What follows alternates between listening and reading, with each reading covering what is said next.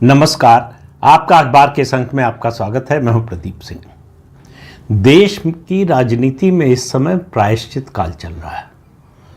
इस तरह का कोई उदाहरण भारतीय राजनीति में कम से कम आज़ादी के बाद देखने को मिला हो, ऐसा मुझे याद नहीं आ रहा है।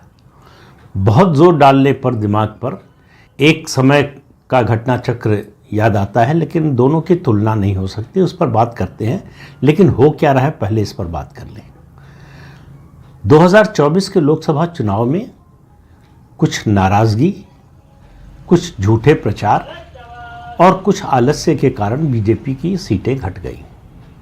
नतीजा आने के बाद विपक्ष का और ख़ासतौर से कांग्रेस का जो रवैया था, उसको देखकर मतदाता को लगा कि उससे गलती हो गई यानी पश्चाताप करने लगा कि हमने ये क्या कर दिया। उसे लगा मोदी को कमज़ोर करके हमने अपने को कमज़ोर कर लिया, देश को कमज़ोर कर लिया।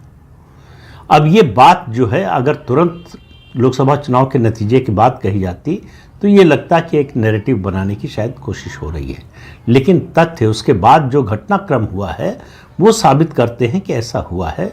मतदाता के मन में ऐसा चल रहा था, तो पश्चाताप हुआ तो उसका प्रायश्चित करना।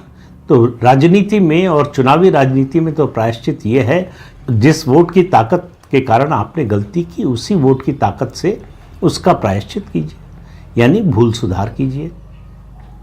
तो आप देखिए 2024 के लोकसभा चुनाव के नतीजे के बाद जितने विधानसभा चुनाव हुए हैं, एक एक करके सब बीजेपी जीतती जा रही है। उसमें झारखंड एक अपवाद है, लेकिन उसके बारे में कई बार बात कर चुका हूं। इसलिए आप देखिए कि ट्रेंड देखिए, जो मुख्य ट्रेंड है वो भाजपा के पक्ष में है और विपक्षी दलों के खिलाफ है। तो लोकसभा चुनाव के बाद से अब तक केवल विधानसभा चुनाव की बात नहीं है, कई राज्यों में स्थानीय निकाय के चुनाव हो गए। उत्तराखंड में स्थानीय निकाय के चुनाव हुए, मेयर के चुनाव हुए, और अभी छत्तीसगढ़ में मेयर के चुनाव हुए। उत्तराखंड में 11 में से 10 मेयर जो है वो भारतीय जनता पार्टी के बने। इसी तरह से छत्तीसगढ़ में 10 के 10 मेयर भारतीय जनता पार्टी के बने, और एक मेयर रायगढ़ का छत्तीसगढ़ में तो ऐसा व्यक्ति बना जो चाय की टपरी चलाता था, चाय बेचता था। उसको बीजेपी ने टिकट दिया और वो जीत गया, लोगों ने मेयर बना दिया। ये होता है पार्टी में जब बहुत भरोसा हो लोगों को, मतदाता को, तब इस तरह के नतीजे आते हैं। और एक बात और याद दिलाना महत्वपूर्ण है कि ये स्थानीय निकाय के चुनाव जो हैं वो इलेक्ट्रॉनिक वोटिंग मशीन से नहीं होते, वो बैलेट पेपर से होते हैं। तो विपक्ष जो ये राग अलापता रहता है कि बैलेट पेपर से होगा तो हम जीत जाएंगे, तो बैलेट पेपर के ये नतीजे हैं। तो बैलेट पेपर में तो पूरा सफाया है, इलेक्ट्रॉनिक वोटिंग मशीन में तो फिर भी विपक्ष को कुछ मिला है। अब मैं कह रहा था कि इस तरह का उदाहरण जो है, इससे पहले कब की बात कर सकते हैं जब इस तरह का उदाहरण दिखा हो। मुझे लगा कि 1980 से शायद इसकी तुलना कर सकते हैं, जब इंदिरा गांधी वापस आई। 1977 में हार गई थी, जनता पार्टी जीती। 3 साल उन्होंने संघर्ष किया, उनकी लोकसभा की सदस्यता एक बार रद्द हुई। पहले वो रायबरेली से आम चुनाव में हार चुकी थी, फिर वो चिकमंगलूर से लड़ी, वहाँ से जीती। उसके बाद लोकसभा की सदस्यता उनकी रद्द की गई। फिर वो आंध्र प्रदेश के, तब विभाजन नहीं हुआ, संयुक्त आंध्र प्रदेश के मेढक लोकसभा चुनाव क्षेत्र से उपचुनाव लड़ी और जीती। उसके बाद 1980 में उनकी सरकार में वापसी हुई। लेकिन याद रखिए, वो सत्ता से 3 साल बाहर रहने और संघर्ष करने के बाद वापसी हुई थी। 2024 में इस देश के मतदाता ने नरेंद्र मोदी को सत्ता से बाहर नहीं किया, सिर्फ उनकी सीटें कुछ घटा दी। एक बात ये। दूसरा, उसके बाद जो विधानसभा चुनाव हुए, उनको जीतने के लिए इंदिरा गांधी को गैर संवैधानिक तरीकों का इस्तेमाल करना पड़ा, यानी 13 राज्यों की सरकारों को बर्खास्त करना पड़ा। वहाँ राष्ट्रपति शासन लगाकर चुनाव कराना पड़ा। अब बहुत से कांग्रेस पार्टी के पैरोकार जो है तुरंत तर्क देते हैं कि जब जनता पार्टी 1977 में आई तो उसने भी कांग्रेस की 11 राज्य सरकारों को बर्खास्त किया था। तथ्यात्मक रूप से आप देखें तो बात बिल्कुल सही है। तो 11 राज्य सरकारों को उन्होंने बर्खास्त किया था, 13 को इन्होंने कर दिया, तो बात बराबर हो गई। लेकिन पहले देखिए कि आप किस बात से किस बात की तुलना कर रहे हैं। जनता पार्टी की सरकार ने जो 13 राज्य सरकारें बर्खास्त की, विधानसभा भंग की, इन सभी विधानसभाओं का चुनाव 1972 में हुआ था। और विधानसभा हो या लोकसभा हो, उसका कार्यकाल 5 साल का होता है, निर्वाचित कार्यकाल। इन सभी राज्यों की विधानसभा अपना निर्वाचित कार्यकाल पूरा कर चुकी थी, लेकिन इमरजेंसी में 1976 में इंदिरा गांधी ने सभी विधानसभाओं का और लोकसभा का कार्यकाल 1 साल के लिए बढ़ा दिया था। ये चुनाव के बाद हुआ, चुनाव से पहले नहीं, बीच में हुआ, इमरजेंसी के दौरान हुआ, जब संविधान को सस्पेंड कर दिया गया था, जब सारे विपक्ष के नेता जेल में थे, तब ये संविधान संशोधन करके ये प्रस्ताव पास किया गया। जनता पार्टी की सरकार आई तो इस संशोधन को रद्द कर दिया। तो उस हिसाब से आप देखिए, संवैधानिक स्थिति देखिए, तो इन राज्यों की विधानसभा का निर्वाचित कार्यकाल पूरा हो चुका था। इसलिए नए चुनाव कराना जनता पार्टी की संवैधानिक जिम्मेदारी थी। लेकिन 1980 में ऐसा नहीं था। 1980 में जिन 13 राज्यों की विधानसभा भंग की गई, उनका कार्यकाल 2 साल से ज़्यादा का समय बचा हुआ था। लेकिन उस समय कोई जो है सुप्रीम कोर्ट, कोई हाई कोर्ट बचाव में नहीं आया इन राज्य सरकारों के या इन विधानसभा के सदस्यों के। तो इसलिए मैं कह रहा हूँ दोनों की तुलना नहीं हो सकती। अभी जो कुछ हो रहा है वो पूरे देश की राजनीति की दिशा बदलने वाला लग रहा है। क्योंकि अगर आप याद कीजिए तो 1980 में इंदिरा गांधी के खिलाफ, यानी कांग्रेस के खिलाफ, विपक्ष बटा हुआ था। 2024 अगर आप याद कीजिए तो विपक्ष एकजुट था मोदी के खिलाफ, सारा विपक्ष एकजुट हो गया था। 1977 हो या 1980 हो, दोनों चुनावों में न तो जनता पार्टी ने और न 1980 में इंदिरा गांधी ने किसी झूठ का सहारा लिया। लेकिन 2024 के चुनाव में जो विपक्ष का नैरेटिव बना, विमर्श खड़ा किया उन्होंने, वो एक झूठ पर किया कि बीजेपी की 400 सीटें आएंगी तो वो संविधान बदल देगी, आरक्षण खत्म कर देगी। इसका कोई आधार नहीं था। लेकिन ये कैंपेन चलाया गया, खासतौर से आरक्षण का कैंपेन जो है वो कुछ राज्यों में चल गया। तो ये जो सिलसिला शुरू हुआ है, जिसकी शुरुआत हरियाणा, जम्मू कश्मीर से हुई और महाराष्ट्र में इसका प्रचंड रूप देखने को मिला और अब दिल्ली में, ये ऐसे राज्य हैं जहां भारतीय जनता पार्टी के जीतने की कम से कम लोकसभा चुनाव के नतीजे के बाद तो बिल्कुल ही उम्मीद नहीं थी।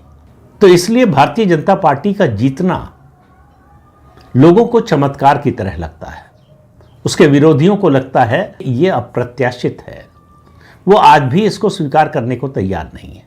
कभी चुनाव आयोग पर जिम्मेदारी डालते हैं, कभी इलेक्ट्रॉनिक वोटिंग मशीन पर डालते हैं, कभी जो है वो मतदाता सूची पर उसका दोष मढ़ते हैं। वो ये मानने को तैयार नहीं है कि मतदाता ने उन्हें हरा दिया। लेकिन ये सिलसिला रुकता हुआ नहीं दिख रहा है। जिस तरह का परिवर्तन आया, कम से कम सबसे ताज़ा जो नतीजा आया है दिल्ली का, दिल्ली में जिस तरह से विपक्षी दलों के बीच में नया राजनीतिक ध्रुवीकरण हुआ, कांग्रेस को अलग थलग करके बाकी पार्टियां एक हो गई। अरविंद केजरीवाल का साथ उन पार्टियों ने दिया जो इंडी गठबंधन का सदस्य हैं। ऐसी पार्टियां भी जिनका अपने राज्य में कांग्रेस से गठबंधन था, लोकसभा चुनाव में सीटों का तालमेल था। सबसे बड़ा उदाहरण उत्तर प्रदेश की समाजवादी पार्टी है। दोनों गठबंधन में लोकसभा चुनाव लड़े, समाजवादी पार्टी 37 सीटें जीती, कांग्रेस 6 सीटें जीती। लेकिन दिल्ली में जहां समाजवादी पार्टी के कैंपेन करने न करने का कोई असर नहीं होने वाला था, केवल कांग्रेस को चिढ़ाने के लिए, कांग्रेस को बताने के लिए कि हम छुटकारा चाहते हैं आपसे, अरविंद केजरीवाल का समर्थन किया। तो अब कुछ लोग कहते हैं कि ये बदले की भावना से किया गया, कि मध्य प्रदेश में जो किया था कांग्रेस ने समाजवादी पार्टी के साथ, उसका बदला ले लिया समाजवादी पार्टी ने। तो तय कर लें कि ये तालमेल की राजनीति है या बदले की राजनीति है। ये विपक्ष में दोनों खेल चल रहे हैं।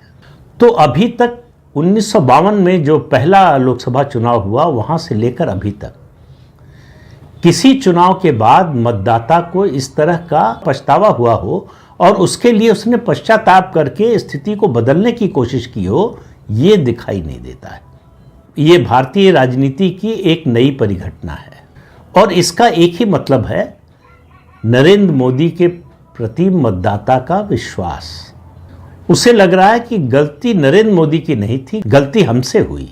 हमको इस तरह से नहीं करना चाहिए था, न तो भुलावे में आना चाहिए था, न नाराज होना चाहिए था, और न ही आलस्य दिखाना चाहिए था। तो ये जो 5 राज्यों के विधानसभा चुनाव हुए हैं, और इनमें भी खास तौर से अगर झारखंड को छोड़ दें तो बाकी 4 में जो वोट है वो पश्चाताप का वोट है कि हमसे एक गलती हुई, उसको सुधार रहे हैं। और उसका सबसे बड़ा उदाहरण महाराष्ट्र और दिल्ली है। हरियाणा भी है, लेकिन हरियाणा की परिस्थिति थोड़ी अलग है। हरियाणा में बीजेपी की स्थिति उतनी खराब नहीं थी जैसा कांग्रेस बताने की कोशिश कर रही थी। सिर्फ 10 साल की एंटी इनकम्बेंसी थी, लेकिन वहाँ भी चमत्कार ही हुआ कि भारतीय जनता पार्टी जो 2014 में तीसरे नंबर की पार्टी थी वहाँ, और बहुत छोटी पार्टी थी तीसरे नंबर पर भी, वो लगातार 3 बार सत्ता में आई है। ये अपने आप में एक रिकॉर्ड है। और दिल्ली में 27 साल से जो सत्ता से बाहर थी, वो आम आदमी पार्टी और अरविंद केजरीवाल को न केवल उनकी पार्टी को हराया, अरविंद केजरीवाल अपनी विधानसभा सीट हार गए। ये कोई छोटा मोटा जनादेश नहीं है। ये जनादेश चीख चीख कर कह रहा है कि 2024 के लोकसभा चुनाव में हमने जो गलती की या हमसे भूल हो गई, हम उसका परिमार्जन कर रहे हैं, उसको सुधार रहे हैं। और दिल्ली के चुनाव का नतीजा बताता है कि ये सिलसिला अभी आगे चलने वाला है। आगे जो 4 राज्यों के चुनाव होने वाले हैं, एक इसी साल नवंबर में बिहार विधानसभा का, उसके बाद 26 में पश्चिम बंगाल, केरल और तमिलनाडु। अगर ये सिलसिला इसी तरह से चलता रहा, और ये मानकर चलिए कि ये सभी राज्य, बिहार थोड़ा कम है क्योंकि वहाँ नीतीश कुमार से गठबंधन है, तो इसलिए स्थिति आसान है बीजेपी के लिए, लेकिन वहाँ एक दूसरी तरह की चुनौती है। बीजेपी को अपना नंबर 1 का जो स्थान है उसको बचाने और उसको आगे बढ़ाने की चुनौती है। लेकिन 3 राज्यों में, पश्चिम बंगाल, तमिलनाडु और केरल में, बीजेपी कभी सत्ता में नहीं रही है, तो उसके सामने चुनौती है अपना सर्वश्रेष्ठ प्रदर्शन करने की।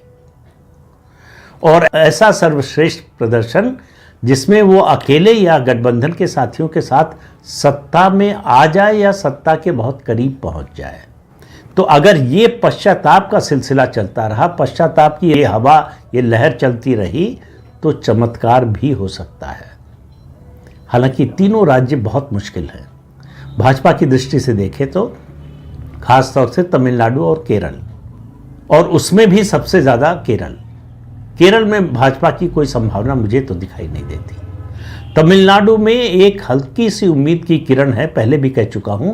अगर भारतीय जनता पार्टी, अन्ना द्रमुक और फिल्म स्टार, सुपरस्टार विजय एक साथ आ जाते हैं, तो किसी बदलाव की या बड़ी छलांग की उम्मीद कर सकते हैं आप।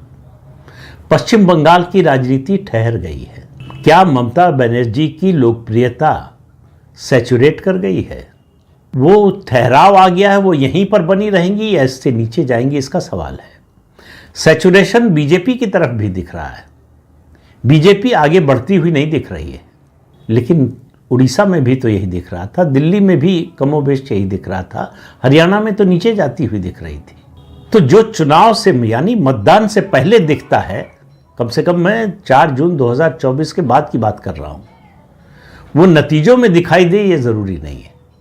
इस नाते मैं कह रहा हूं कि भारत की राजनीति में एक बड़ा बदलाव होने जा रहा है, एक नई परिघटना हुई है पश्चाताप की राजनीति की।